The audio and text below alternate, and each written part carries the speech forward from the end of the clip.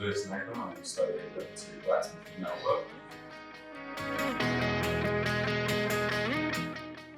Well, I left previous college doing art and I didn't really know what else to do.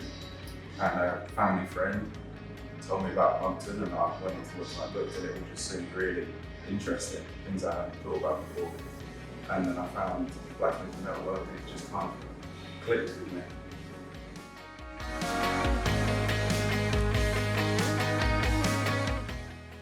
Forging is probably the best part, but I'm really enjoying the jewellery aspect as well.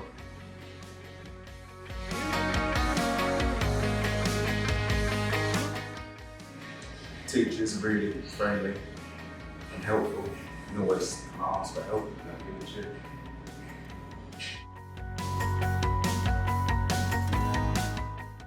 I'd like to probably be, I like the idea of being a jeweller, but things like decorative ironwork.